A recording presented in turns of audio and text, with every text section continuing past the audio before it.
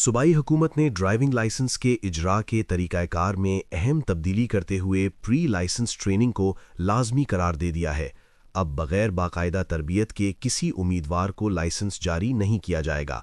ये फैसला वज़ीर आला मुराद अली शाह की ज़ेरे सदारत public private partnership policy board के 50वें इजलास में किया गया, जिसमें सूबे भर में बाकायदा ड्राइवर ट्रेनिंग स्कूल कायम करने की मंजूरी दी गई।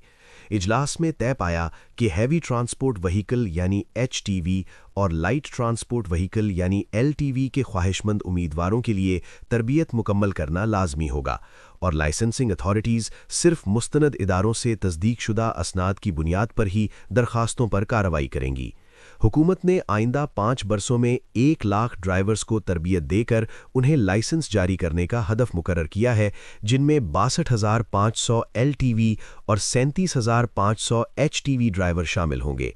मंसूबे के तहत इब्तदाई तौर पर Sindh technical education and vocational training authority यानी स्टिवेटा के 4 इदारों में मराकज़ कायम किए जाएंगे, जिनमें government college of technology site Karachi, government polytechnic college Dadu, government vocational training institute Sukkur और government institute of business and commercial education Naushahro Feroze शामिल हैं। बाद-अज़ां कराची में मज़ीद बड़े तरबियती मराकज़ कायम करने का भी मंसूबा है। इन मराकज़ में जदीद सहूलियात फराहम की जाएंगी, जिनमें multimedia classrooms, computerised theory labs, HTV और LTV simulators, practice yard, on road training और मौके पर लाइसेंसिंग डेस्क शामिल होंगे। मोटर व्हीकल्स तरमीमी एक्ट 2025 के तहत ये शर्त कानूनी तौर पर नाफिज की गई है।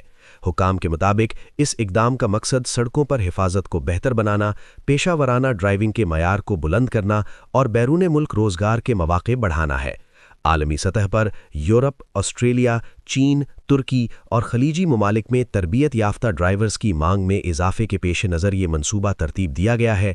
सरकारी आदादो-शुमार के मुताबिक पाकिस्तान का ट्रांसपोर्ट शोबा जीडीपी में 10 से 13% हिस्सा डालता है और लाखों अफराद को रोज़गार फराहम करता है।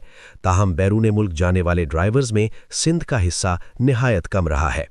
इजलास में सूबाई वज़रा, मुशीरों और आला सरकारी अफसरान ने शिरकत की, जबकि मंसूबे की तफसीली फिजिबिलिटी रिपोर्ट के लिए ट्रांजैक्शन एडवाइज़र्स की तकर्रुरी की भी मंजूरी दी गई। हुकाम का कहना है कि इस इक़दाम से न सिर्फ रोड सेफ्टी बेहतर होगी, बल्कि नौजवानों के लिए मकामी और बैनुल अक़वामी सतह पर रोज़गार के नए दरवाजे भी खुलेंगे।